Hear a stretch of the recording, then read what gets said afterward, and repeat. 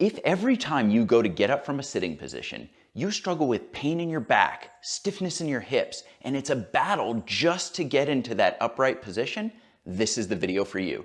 Because I'm about to go over 3 simple strategies that you can use to decrease that pain, eliminate that stiffness, and move better than ever. Let's get into this.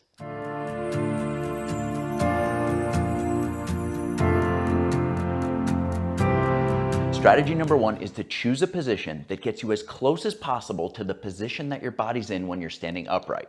Now, my favorite way of accomplishing that is with a kneeling chair, especially one that has a rocker configuration on the bottom like this one does.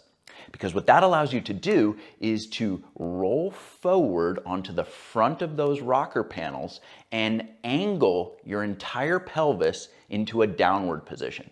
And this accomplishes a few things. First and foremost, it puts almost the same amount of curvature in your lower back that you have when you're in a standing position, which creates less of a discrepancy between sitting and standing, which will obviously help to ease the transition between those 2 positions. But second, it actually creates a sensation where you're almost falling forward, which forces the muscles of your postural uprighting system to activate. And so it turns sitting from a passive activity into an active activity. Next, it keeps the hip flexors a little bit more open and prevents them from shortening. And finally, it decreases pressure on your spinal discs. All in all, that makes the kneeling chair with a rocker setup a fantastic option. If for whatever reason a kneeling chair is not an option for you, well then a seat wedge is an inexpensive alternative that accomplishes many of the same things. Now the seat wedge that I'm using here is made of high density foam. It's not expensive. And as you can see, there is a thick portion at the back which tapers to a narrow front end. Now you place that on your chair with a thick portion at the rear, and when you sit on it, you can see that it creates that same sort of forward angulation or tilt that a kneeling chair does, which again helps to maintain a more normal amount of curvature in your lower back. It helps to keep pressure off of your spinal discs, helps to make sure that your hip flexors don't shorten up on you, and most importantly, it helps to make sure that your muscles stay active and engaged while you're sitting.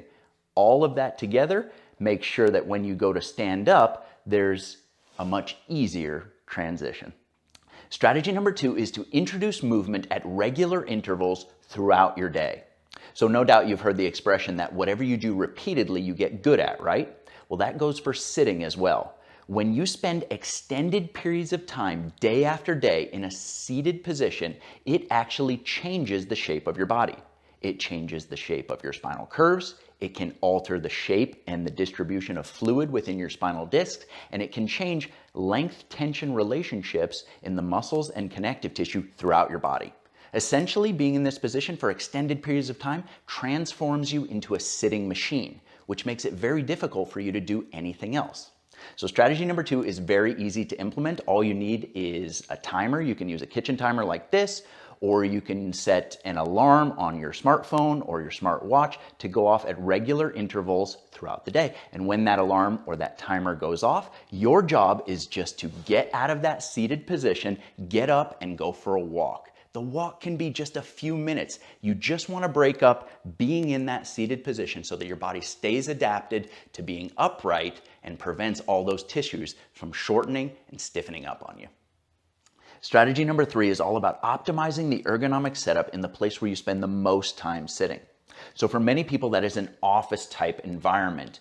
And what many people nowadays don't know is that when you spend hours and hours each day working on a laptop computer where your keyboard and your screen are right next to each other, over time, you will contort yourself to align with the device that you're using. You're essentially training your body into dysfunction. You multiply that out by months, years, or decades, and that is a recipe for postural disaster.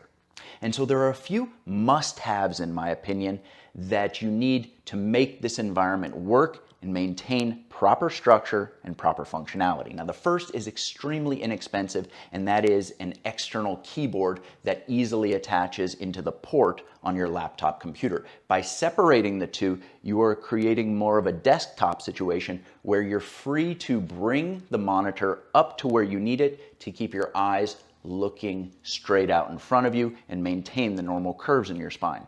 Second thing that you're going to need is a means of getting that monitor to the right height. And for that, I love this adjustable workstation. This one's by Fazebo, but there's a ton of companies that make these. This one's been extremely reliable and is not expensive. It also works fantastic. One lever on the side here, and I can lift this thing exactly where I want it.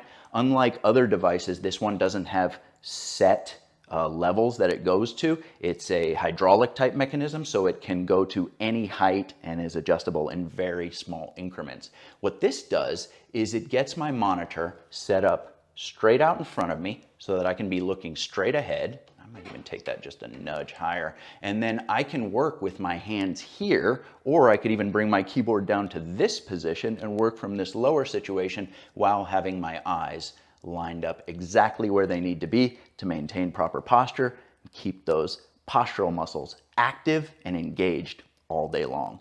This is an inexpensive means of preventing the problem before it happens. Thanks so much for watching. I really hope that you enjoyed this video and that you'll put these strategies to good use to help ease your transition from sitting to standing.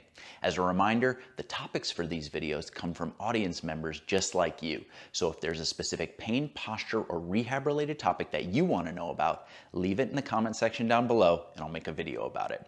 You can check the description for links to all of the products that I mentioned in this video. And before you head out of here, be sure to give this video a thumbs up and subscribe to the channel so that you're updated every time a new video drops. That's all for now. See you next time.